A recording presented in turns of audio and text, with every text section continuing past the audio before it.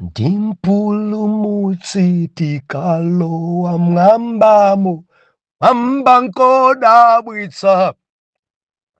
Wonkawa ndi nsautso zonse zidzatha, kumwamba nkodabwitsa. Ndimpulumutsi tikalowa mwambamo, mwamba nkodabwitsa. Wonkawa ndi nsautso zonse zidzatha, kumwamba nkodabwitsa. Wakumwamba nkodabwitsa, kopanda zolemetsa. Wonkawa nsautso zonse zatha, kumwamba nkodabwitsa. Ndiulandireni okondedwa omvera konse kumene muli. Heneleke Ichale, mtumiki wanu, believer, lelo pa 2 April 2025, movie wachiponyeponye nkhawa. Tupitiliza subtopic imene tayamba dzulo: kusalidwa, kutayidwa, kusawerengeredwa chifukwa cha vuro. Idzi mwana Mulungu dzimabweretsa nkhawa idzi. Dziko ikamakutaya, anthu akamakupatula, dzimabweretsa nkhawa chifukwa cha matenda. Apa tikhoza kufotokoza mpaka na olo 2 weeks kukamba za nkhawa, kutayidwa chifukwa cha matenda. Lolo tiwerenge buku lija la 2 Mafumu chapter number 7 verse number 1 mpaka na verse number 4. Hallelujah. Verse number 1. Ndipo Elisa anati, mverani mawu a Yehova. Atero Yehova, mawa dzuwa lino mudzagula muyeso iwiri ya balele ndi sekeli pa chipata cha Samariya. Pamenepo kazembe amene mfumu adafotsamira pa dzanja lake adayankha munthu wa Mulungu nati, taonani, Yehovayo angachite mazanera mwamba, chidzachitika ichi kodi? Nati iye, taona, udzachiona ndi maso ako, koma iwe sudzadyayi. Apa padambweretsa nkhawa mfumu apa. Maso dzaona, koma kudya ayi. Ndikupitiriza kuwerenga. Akhate anayi aulula zakuthawa Aaramu. Verse number 3. Koma polowera pa chipata panali amuna anayi akhate. Nanena wina ndi nzake, tikhaliranji kuno mpaka kufa?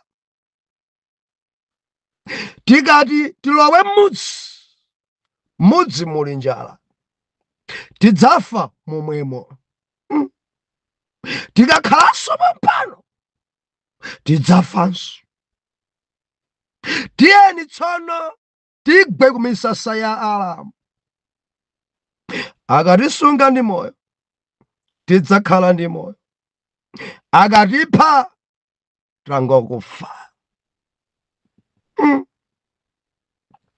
Atate, mu dzina lodabwitsa la Ambuye wathu Yesu Khristu, tuyamikani kwambiri chifukwa cha kukoma kwanu mtima. ndinu mulungu wabwino, mulungu amene nthawi zonse mumakhala mbali yathu. Zikomo chifukwa cha kuwerengedwa kwa mawu.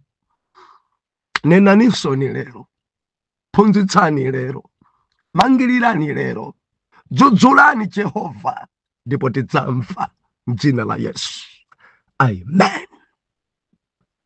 Believer, dzulo pa Sabato wiki yomweyi tinaona ife ku Jerusalemu pa thamanda la Betesida mzibambo wina amene adadwalika kwambiri and akuti adakhalitsa pa thamanda pamenepa kwa zaka 38. Believer, kudwala munthu zaka 38, dziko likumusala zaka 38, opanda ndompasa madzi zaka 38, opanda ndomphikira zaka 38, eka dziko litansala itantaya.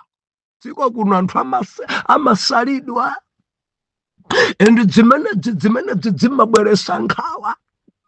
Believer, nkhawa imazunza, nkhawa imaondetsa, nkhawa imapha. Nkhawa ndeti daona mwini thamanda adafika pa thamanda, dzimapolotoko zimene anthu amadikira sizidachitike. Ati Yesu kungumuona adadziwa kuti adakhalapo nthawi yayitali. Ndikufuna ndikulimbikitse believer, Yesu akudziwa kuti vuto imene uli nayo anthu akutaya. Yesu akudziwa kuti vuto imene uli nayo abale ako akutaya. Yesu akudziwa, sakufunikanso wina mfotokozere. Akudziwa nkhondo zako, akudziwa mikwingwirima yako, akudziwa mayesero ako, akudziwa chimene ukukumana nacho. Akudziwa Yesu, akudziwa mthesa nkhawayi, akudziwa mchosa nkhawayi, akudziwa mpulumusi, akudziwa patalike pafupike. Believer, usataye mtima. Yesu amene adzayandikira pa iwe kuthamangisa nkhawa zonse. Haleluya. Kumwamba nkodabwisa, nkhawa ndi nsautso zonse zidzatha. Mansanga lero ndili ndi nkhani lero ndupitiriza pomwe paja. Lero tikunena kuti kusalidwa, kutayidwa, kupatulidwa, matenda atakula. Makolo akale mundivomereza, khare itu ndi kharesi. Khare nkuti mdziko muli njala pasachita werengayi. Mdziko kuli njala. Malemba unena kuti adarenga amuna akharewa kuwachosa mudzi kasiya kutchire. Mukutha kuona amene akwasalira. Marenda anuwa mupasa anthu, marenda anuwa ikhoza kufala khare mudzi muno, nkwarenga akharewa kasiya kutchire ngaruko. Nkuri mdziko chakudya mulibe, koma adarenga kasiya kutchire. Kuthengo kwa okha adalibe nawo ntchito kaya mumwalira endi kudalibe mmodzi kuti antabweranso kudzawa zonda. Kasiya kumeneko pitani mukakhaleko, mukakhala mudzi muno mutigawira marenda, mukakhala mudzi muno ndekuti mudzi wanso udzadza khare. Pitani endi mchipangano chakale akhare amarenga ngati otembereredwa kuti munthu amene akudwala khare ndekuti Mulungu sadakondwere naye. Ndadachosa mudzi kasiya kumbali ngati uko. Nkhawa zidabwera, njala idali mpakale. Ndi nthawi imeneyo mtumiki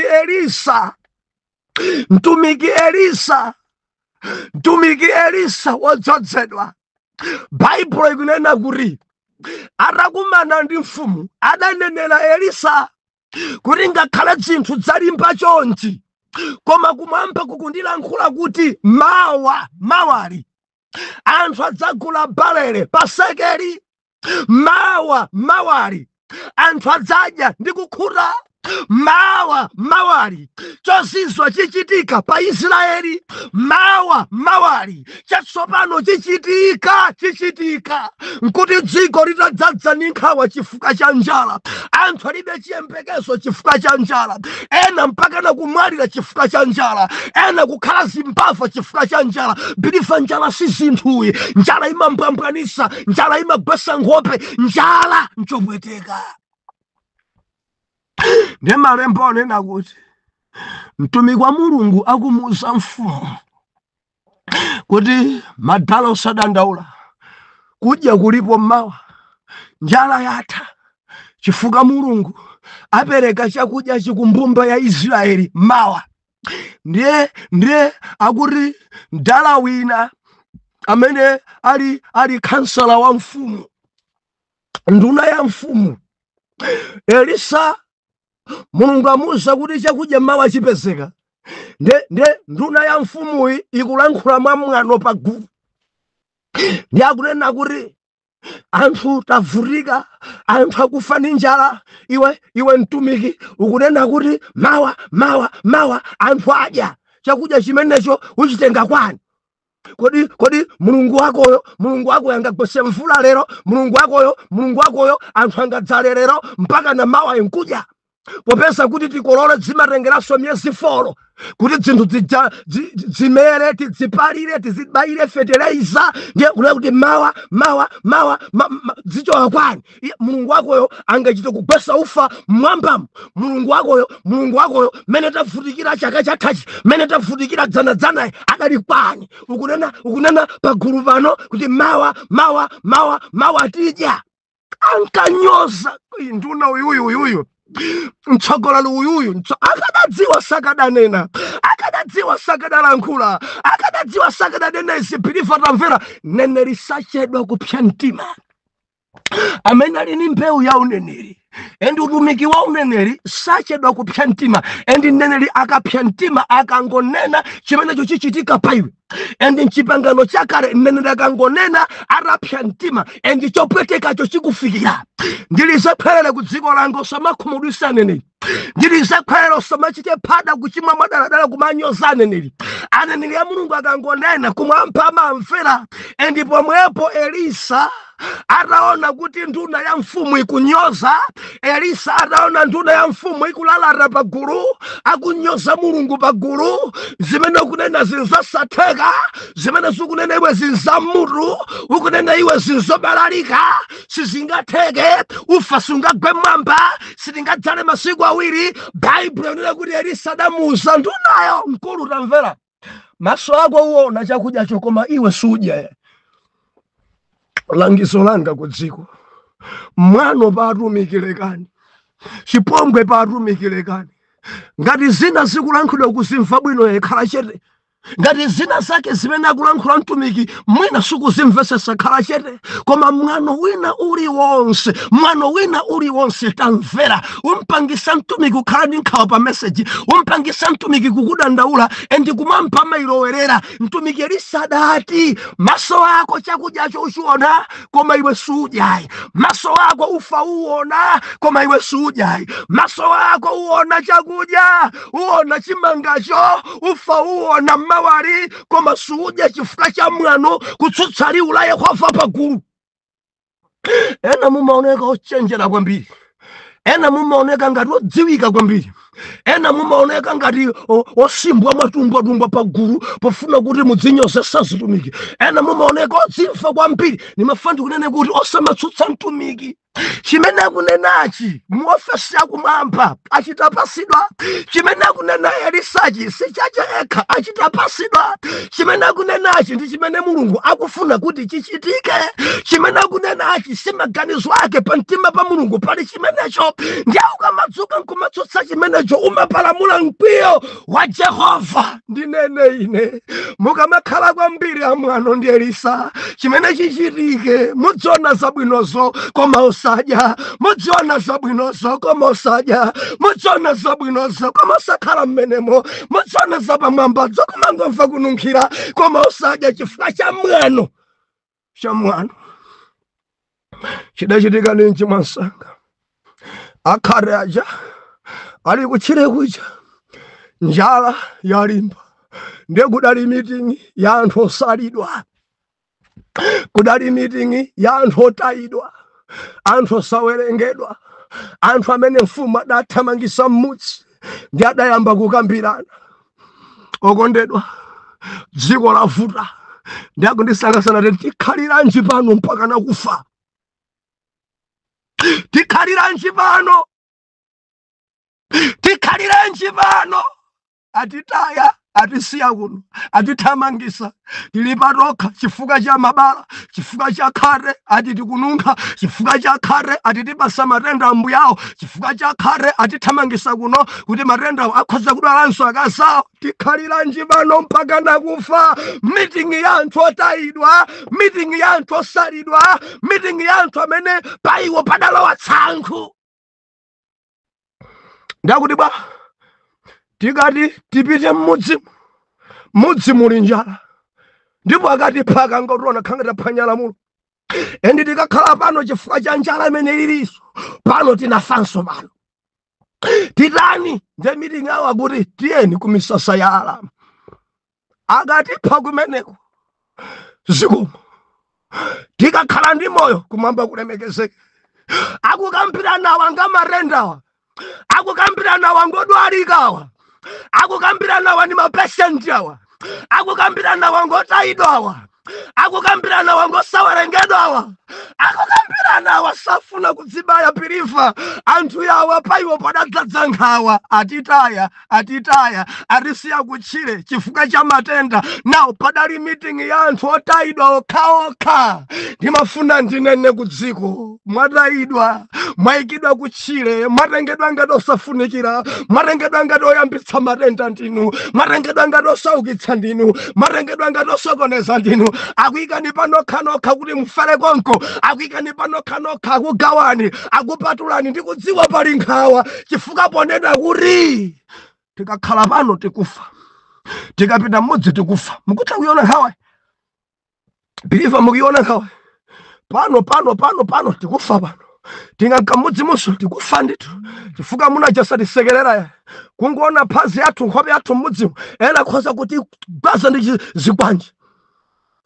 Atitaya, ati ndife odwala, atitaya, ati ndife akhate, atitaya, ati sitingakhale nawo mgulu ndi anthu ya, atitaya kuti tikhale kutchire, atitaya kuopa kuti tingafalitse matenda, tingafalitse matenda.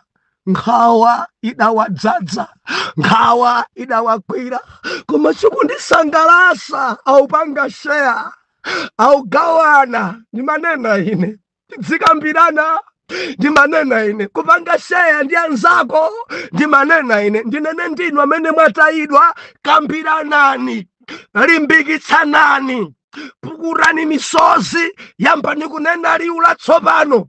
Limbikitsanani inu amene adakutayani kuntchito, limbikitsanani inu amene adakutayani mabanja, limbikitsanani inu amene adakutayani pa mtundu kuti yayi uyu ngosafunikira, ndinene ndinu, limbikitsanani. Jehova wa Israeli ameneyi adzalowera pa meeting yanu, adzachita chonsinso pa meeting yanu. Jehova anena kale kuti chakudya chipezeka pa mpumba ya Israeli, bala adzagulidwa pa mtengo otsika kwambiri.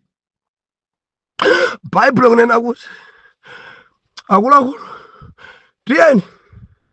tiyeni ku misasa ya alama. Akati pha tikafe konko chifukwa moyo palibe, chifukwa pano tikufa. Ndi bwino tikafe ku misasako konko, akudya konko kuli ufa konko. Tiyeni ndiye kuti adanyamuka akhadira naye kupita ku misasa ya alama aja.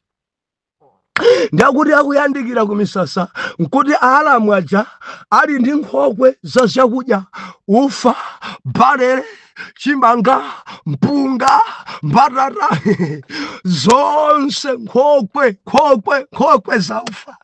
Ena kuphika, ena basi akutafuna zina, akuti ku misasaku kudali chakudya cha mpiri. Ndechimene adachita Mulungu pamene akhatewo amabwera, akuti adapangisa kuti mapazi awo adzimveka ngati saundi ya magareta. pamene akuyenda akhadaja kumachita kumveka chisaundi ngati kukubwera chigaleta chachikulu kwambiri cha nkhondo cha asilikali kwabwera kudzapha. Bilifa Mulungu si munthu. Mulungu si munthu akafuna kukupulumutsa. Mulungu si munthu akafuna kukwanisa mawu ake. Akanena ngakhale mtambo sukuoneka, koma Jehova akanena ngakhale sipakuoneka chizindikiro. Jehova akanena akuti mapasi anthu akhate popita ku misasa ya Aramu adamveka ngati chigaleta, adamveka ngati chithalakitala, adamveka ngati chitata, adamveka ngati mwina ndi chija chosenza zida za mphamvu za nkhondo za nyuklia. Atangomvala wina dali kuphika desi ya nsima pa moto eti mpaka na hwiso idalira tithawe. Aramu amene Aisraeli atimemezera nkhondo, Aisraeli atitengera munodzwa kuchola mifuti. Tithawe, tawa pulumutsa moyo kudziko kwavuta ndiye kudali kuthawa. Nsima ili pamoto kusiya pompo, wina dali kudya pa tebulo adayisiya nsima ili pamenepo ndi bifi kuthawa. Wina adali pa drink yaje pa juwisi kuthawa kusiya juwisi. Wina nkhoku yosatseka kuthawa siya chakudya. Wina adasiya zoyendera kudali kuthawa mpaka nanthu kuchita kutaya zinthu, kutaya ndalama, kugwesa zovala kuthawa. Bwanja dia kukubwera silikali, kukubwera zida zopya kwambiri nkuti pamenepo Jehova akwapangisa akharewawa kumveka chisaundi chopya kwambiri.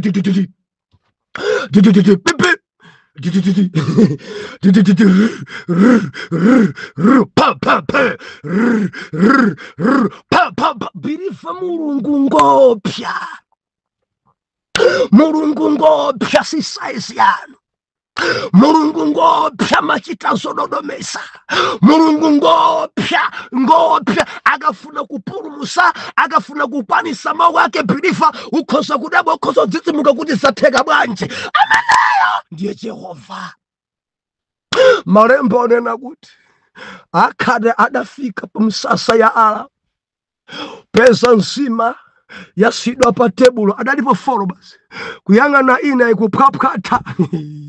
Adayisiya ili pa moto ngofuna upakula kuyang'ana ina akandira kale kuona ndiozo. Uyu anaphika gwape, uyu anaphika bifi, uyu anaphika nkhuku, uyu panali masamba bwino.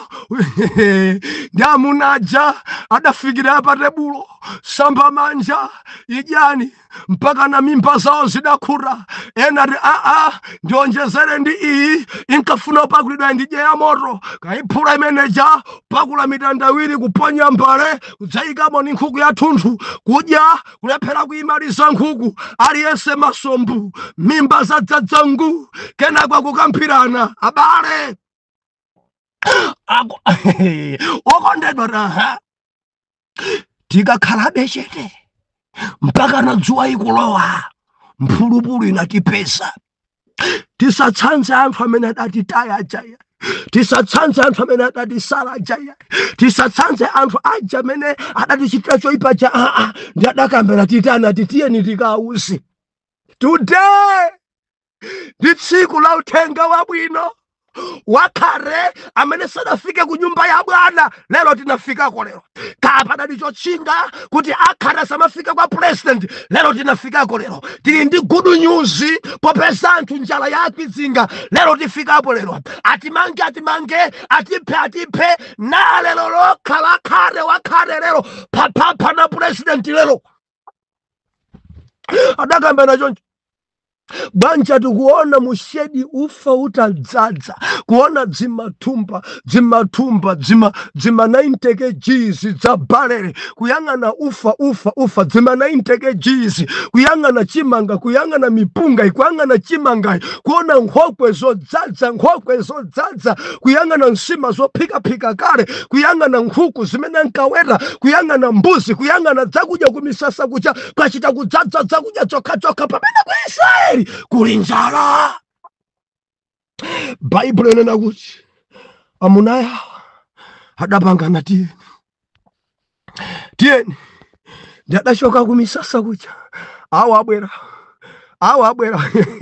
awabwera mpaka na paketi dzigwe da dzuma banja kata kubwera mmudzi banja kubwera mmudzi nawo ati lero tabwera lero banja tiri kufuna mfumu tinene naye lero tikufuna president lero zosatheka pali area inu mufa mumuze mkulu yoti kambe naye lero tili ndi good news sizija zosalana zijaya sizija zotayana zijaya sizija zogawana mitundu zijaya lero tili ndi umeseji lero tili nkarundu ofuna upereke ku nyumba ya Bwana wakhare ali ndi yankho wakhare abweresa yankho wakhare ali nkudunyuzi wakhare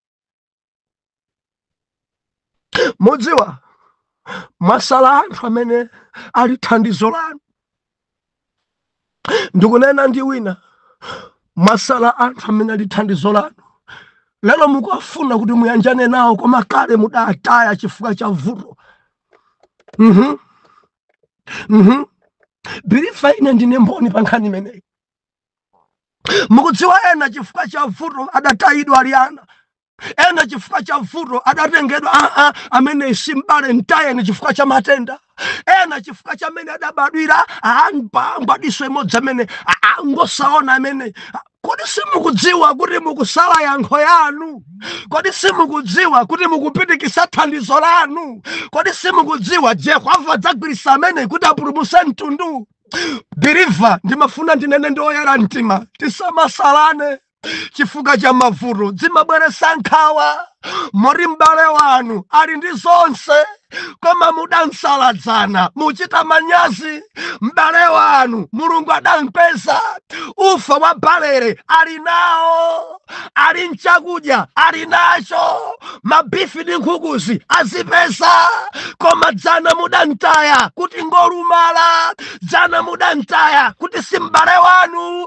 mudalekana mudapatula mudapereka tsankho mudankawa mudansala amene ali ndi yankho yanu amene ali ndi yankho yanu Israeli adasala anthu amene ali ndi yankho yawo ndikuyamika Ambuye chifukwa cha anthu osalidwa samafuna kubwezera akhate awo akadati tikufuna nawonso achonge akadadya okha mpaka nawonso auza abale yawo koma akhate awo adanena kuti dzuwa ingati ingalowe ife osafika ku nyumba kwa mfumu yande kuti mphulupulu inatipeza lero ndi tsiku lolalikira lero ndi tsiku la good news lero anthu amene ankati nyosa satinyosenso lero ndi tsiku la good news lero anthu ankationera patali kuti ngati usafunikira lero tilemekezedwe lero ndi adamuza mfumu kuli zakudya kuli phoso kuli ufa kuli balere ku misasa ya Arabu tiyeni mutenge magalera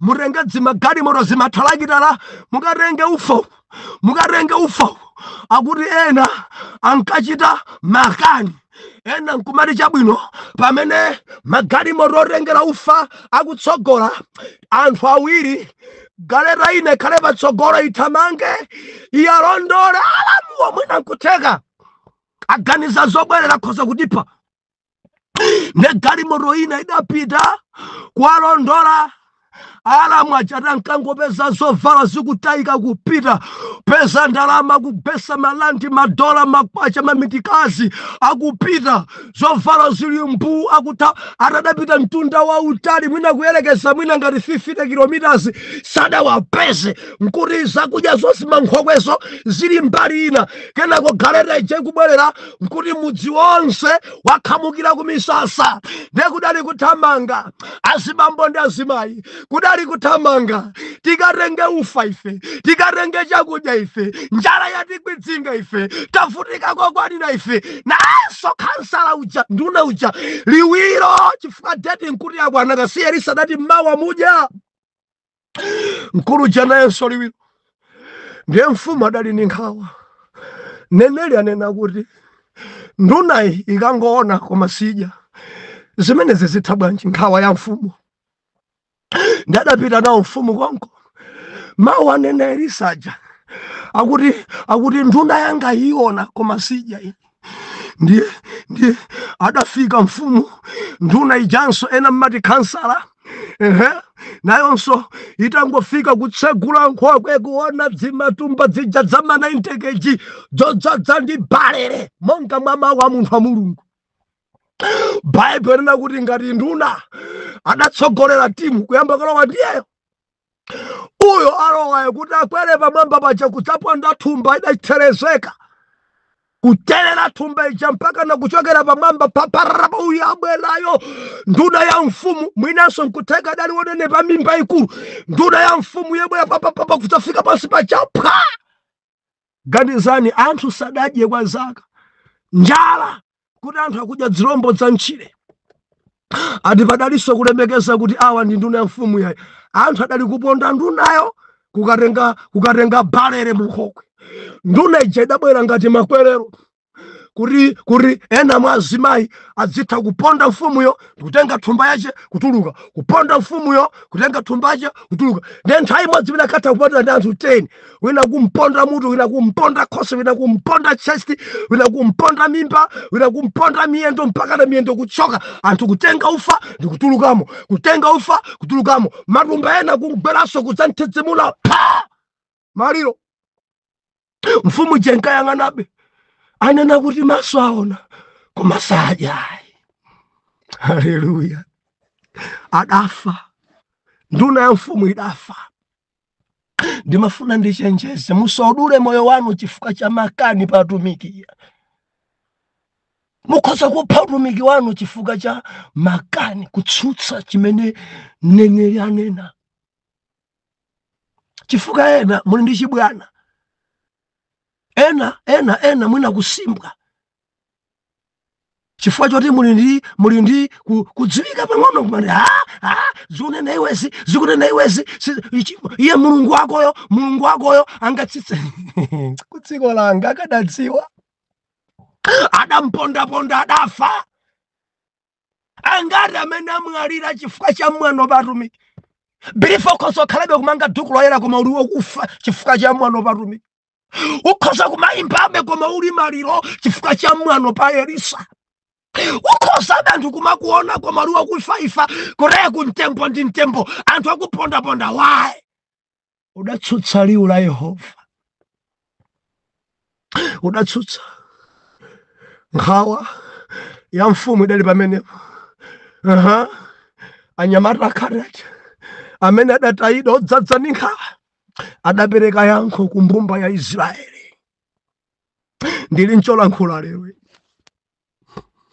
anthu ena ndi yankho yanu musamakhala atsankho pa gulupu pano ena ndi yankho pa gulupu pano musamakhala odzipatula ife ena ndi yankho pa gulupu pano osamakhala atsankho zimabweresa nkhawa osamakhala osankhana mitundu zimabweresa nkhawa osapatula ena chifoti ngakhale Mulungu amagwiritsa ntchito aliyense kuti chozizwa chichitike.